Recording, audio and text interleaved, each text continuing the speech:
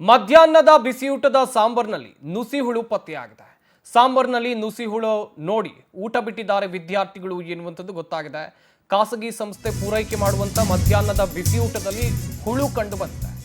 ತಾರಿಹಾಳ ಸರ್ಕಾರಿ ಶಾಲೆಗೆ ಊಟವನ್ನ ಪೂರೈಕೆ ಮಾಡಲಾಗ್ತಾ ಇತ್ತು. ಇದರಲ್ಲಿ ಸಾಂಬಾರ್ನಲ್ಲಿ ನುಸಿ ಹುಳು ಕಂಡು ಬಂದಿದೆ. ಖಾಸಗಿ ಸಂಸ್ಥೆಯವರು ಶಾಲೆಗಳಿಗೆ ಬಿಸಿ ಊಟವನ್ನ ಪೂರೈಕೆ ಮಾಡ್ತಾ ಇದ್ರು. ತಾರಿಹಾಳ ಸೇರಿ ವಿವಿಧ ಶಾಲೆಗೆ ಬಿಸಿ ಊಟವನ್ನು ಪೂರೈಕೆ ಮಾಡಲಾಗ್ತಾ ಇತ್ತು. ಬಹುತೇಕ ಶಾಲೆಗಳಿಗೆ ಪೂರೈಕೆ ಮಾಡಿದಂಥ ಸಾಂಬಾರ್ನಲ್ಲಿ ನುಸಿ ಹುಳು ಕಂಡು ಬಂದಿದೆ. ಬಿಸಿ ಊಟ ಪೂರೈಕೆ ಮಾಡೋ ಸಂಸ್ಥೆ ವಿರುದ್ಧ ವಿದ್ಯಾರ್ಥಿಗಳ ಪೋಷಕರು ಆಕ್ರೋಶವನ್ನು ವ್ಯಕ್ತಪಡಿಸಿದ್ದಾರೆ. ಶಿಕ್ಷಣ ಇಲಾಖೆ ಅಧಿಕಾರಿಗಳಿಗೆ ಮಾಹಿತಿಯನ್ನ ಪಾಲಕರು ಕೊಟ್ಟಿದ್ದಾರೆ ಎನ್ನುವಂಥದ್ದು ಗೊತ್ತಾಗ್ತಾ ಇದೆ. ಮಧ್ಯಾಹ್ನದ ಬಿಸಿ ಊಟದಲ್ಲಿ ಹುಳು ಕಂಡು ಬಂದಿದೆ. ವಿದ್ಯಾರ್ಥಿಗಳು ಊಟನೇ ಮಾಡಿಲ್ಲ. ಮಧ್ಯಾಹ್ನ ಊಟಕ್ಕೆ ಬಿಟ್ಟ ನಂತರ ತಟ್ಟೆಗೆ ಅನ್ನ ಹಾಕೊಂಡಿದ್ದಾರೆ. ಸಾಂಬಾರ್ ಹಾಕೊಳ್ತಾ ಇದ್ದಂತೆ ಸಾಂಬಾರ್ನಲ್ಲಿ ಹುಳು ನೋಡಿ ಅನ್ನದ ತಟ್ಟೆಯನ್ನ ವಿದ್ಯಾರ್ಥಿಗಳು ಹಾಗೆ ಬಿಟ್ಟು ಮನೆಗೆ ಹೋಗಿದ್ದಾರೆ. ನೋಡ್ತಾ ಇರ್ಬೋದು ಎಂಥ ಅವ್ಯವಸ್ಥೆಗಳಿವೆ. ಒಂದು ಖಾಸಗಿ ಸಂಸ್ಥೆ ಶಾಲೆಗಳಿಗೆ ಈ ರೀತಿಯಾಗಿ ಊಟವನ್ನ ಪೂರೈಕೆ ಮಾಡ್ತಾ ಇತ್ತು ಎನ್ನುವಂಥದ್ದು ಗೊತ್ತಾಗಿದೆ.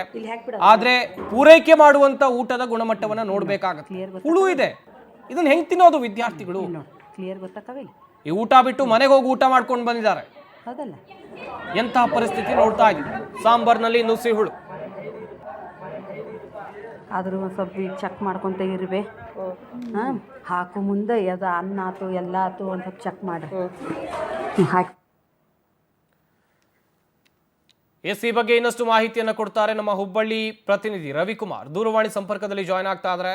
ರವಿಕುಮಾರ್, ಗಮನಿಸ್ತಾ ಇದ್ವಿ ವಿದ್ಯಾರ್ಥಿಗಳು ಊಟ ಮಾಡುವಂತ ತಟ್ಟೆಯಲ್ಲಿ ಹುಳು, ಸಾಂಬಾರ್ನಲ್ಲಿ ಹುಳು ಕಂಡು ಬಂದಿದೆ. ಈ ಊಟವನ್ನ ಯಾರು ಪೂರೈಕೆ ಮಾಡ್ತಿದ್ರು? ಯಾವೆಲ್ಲ ಶಾಲೆಗಳಿಗೆ ಪೂರೈಕೆ ಮಾಡ್ತಿದ್ರು? ಇದು ಅನುದಾನಿತ ಶಾಲೆನಾ, ಸರ್ಕಾರಿ ಶಾಲೆನಾ? ಸಂಪತ್, ಪ್ರಮುಖವಾಗಿ ಸರ್ಕಾರಿ ಶಾಲೆ ಸೇರಿದಂತೆ ಅನುದಾನಿತ ಶಾಲೆಗಳಿಗೆ ಮಧ್ಯಾಹ್ನದ ಬಿಸಿಯೂಟ ಯೋಜನೆ ಸರಬರಾಜು ಆಗ್ತಾ ಇದ್ದು ಯಾವ ರೀತಿ ಗುಣಮಟ್ಟ ಇದೆ ಎಂಬುದಕ್ಕೆ ಈ ಒಂದು ಕಂಡು ಬಂದಂತಹ ಒಂದು ದೃಶ್ಯವೇ ಸಾಕ್ಷಿಯಾಗಿದೆ.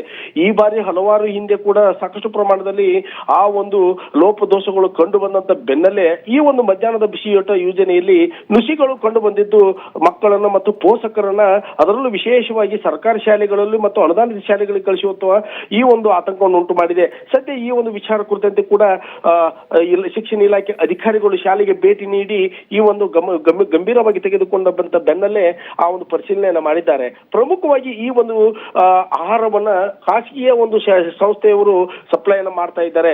ಈ ಒಂದು ಸಂಸ್ಥೆಯ ಒಂದು ವಿರುದ್ಧ ಕೂಡ ಸಾಕಷ್ಟು ಪ್ರಮಾಣದಲ್ಲಿ ಹಿಂದೆ ಕೂಡ ಆರೋಪಗಳು ಕೇಳಿ ಬಂದಿದ್ದವು. ಇವೆಲ್ಲಗಳ ನಡುವೆ ಮತ್ತೊಂದು ಸಾಬೀತಾಗಿದ್ದು ಸದ್ಯ ಇದನ್ನ ಶಿಕ್ಷಣ ಇಲಾಖೆ ಅಧಿಕಾರಿಗಳು ಗಂಭೀರವಾಗಿ ತೆಗೆದುಕೊಂಡಿದ್ದು ಪೋಷಕರು ಸಹಿತ ಸಾಕಷ್ಟು ಪ್ರಮಾಣದಲ್ಲಿ ಹೋರಾಟವನ್ನು ಮಾಡಿದ್ದಾರೆ.